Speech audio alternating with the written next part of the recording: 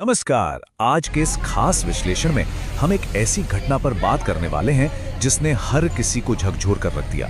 मध्य प्रदेश के जबलपुर का बरगी डैम। वैसे तो लोग यहाँ सुकून के पल बिताने, प्राकृतिक सुंदरता देखने जाते हैं, लेकिन 30 अप्रैल की वो शाम एक भयानक त्रासदी लेकर आई। एक क्रूज राइड जो खुशियों से भरी होनी चाहिए थी, वो अचानक एक खौफनाक सपने में बदल गई।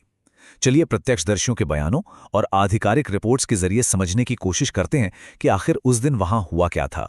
देखिए, इस हादसे की गंभीरता को समझना है तो सबसे पहले हमें उस नुकसान को देखना होगा जिसकी कोई भरपाई नहीं हो सकती। 9 जाने, जी हाँ, 9 मासूम लोगों ने इस क्रूज हादसे में अपनी जान गंवा दी।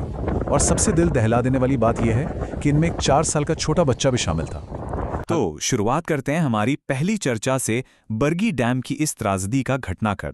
ये क्रूज मध्य प्रदेश पर्यटन विभाग का था, जो खमरिया टापू के पास नर्मदा के बैकवाटर में चल रहा था। अब जरा सोचिए, इस क्रूज की क्षमता करीब 90 लोगों की बताई जाती है और उस वक्त इस पर 40 से ज्यादा यात्री सवार थे। माहौल बिल्कुल खुशनुमा था। लोग छुट्टियां मना रहे हैं, कोई सेल्फी ले रहा है, कोई पानी की लहरों का मजा ले रहा है। सब कुछ एकदम नॉर्मल। लेकिन किसी को अंदाजा नहीं था कि अगले ही पल एक विनाशकारी तूफान उनकी तरफ बढ़ रहा है। अगर हम टाइमलाइन पर नजर डालें तो ये सब कितनी तेजी से हुआ, ये देखकर रोंगटे खड़े हो जाते हैं। शाम के 5:15 बज रहे थे। सैलानी क्रूज पर लहरों का लुत्फ उठा रहे थे और फिर सिर्फ 15 मिनट बाद, जी हाँ, शाम करीब 5:30 बजे मौसम ने अचानक करवट ली। एकदम से तेज हवाएं चलने लगीं, लहरें उठने लगीं। इससे पहले कि कोई समझ पाता कि क्या हो रहा है, क्रूज का बैलेंस पूरी तरह से बिगड़ गया और वो पानी में पलट गया। मतलब सिर्फ 15 मिनट के छोटे से गैप में ही एक शांत और खूबसूरत शाम एक खौफनाक मंजर में तब्दील हो गई। अब हम बात करेंगे उनकी आप बीती और उस वक्त मची अफरा तफरी की। किसी को लाइफ जैकेट पूछा तक नहीं गया था, ना पहनाया गया था, ना बताया गया था कि कहाँ रखा और क्या करना है इमरजेंसी के तहत। लौटते समय मौसम अति ख़राब हो गया कि मतलब नाव चलाने वाला भी कंफ्यूज था कि वो जहाँ मोड़ रहा था वहाँ ना जा कर के जो नाव थी दूसरी दिशा में, और महज हम लोग आधा किलोमीटर दूर ही थे और इतना समय था कि सामने से बोट आके बचा सकती थी। जो आखिरी में आई ना, वो लहरों में ही आई, बचा सकती थी। लेकिन वहाँ से इतना चिल्लम चोट होने के बावजूद भी सब देख के वीडियो बना रहे थे, लेकिन कोई नाव भेजा नहीं। लाइफ जैकेट तो हम लोग दे चुके थे जिन लोगों ने सबने पहनी। और उसके बाद में जब क्रूज़ टेढ़ा होना चालू किया तो हम लोगों ने बल्टी डस्टबिन खाली करके उसका पानी फेंकना चालू किया। तब तक वो आधा लोड ले चुकी थी नाव। लगभग मेरा 1 साल का बेटा से ले करके कम से कम 7 से 8 बच्चे रहे होंगे। ऊपर इकलौते मेरे साड़ू भाई बैठे हुए थे जिन्होंने देखा कि ड्राइवर कूद गया अपनी जान बचाने के साथ। कहते हैं भाग 3 की तरफ, जहां हम इस पूरे हादसे में लाइफ जैकेट की कमी और प्रशासनिक लापरवाही को समझेंगे। अब देखिए, ये कोई ऐसा तूफान नहीं था जिसके बारे में किसी को कानो कान खबर न हो।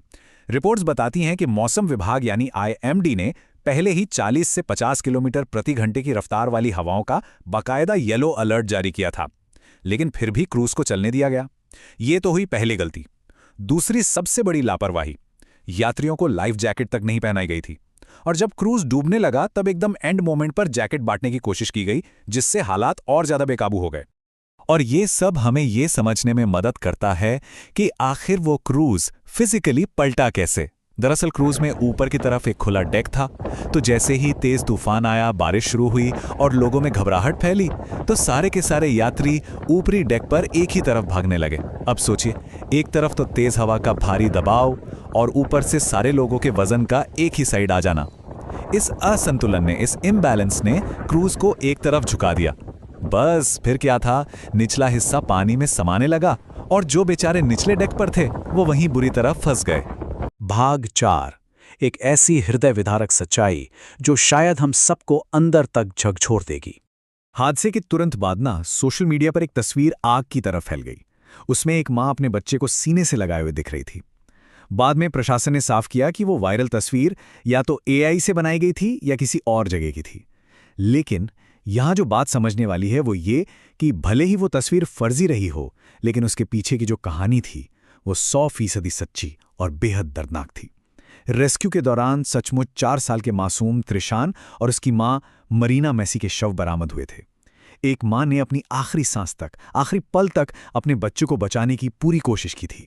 ये परिवार दिल्ली से जबलपुर पिकनिक मनाने आया था। पति, पत्नी, एक बेटा और एक बेटी। कितना खुशहाल परिवार रहा होगा।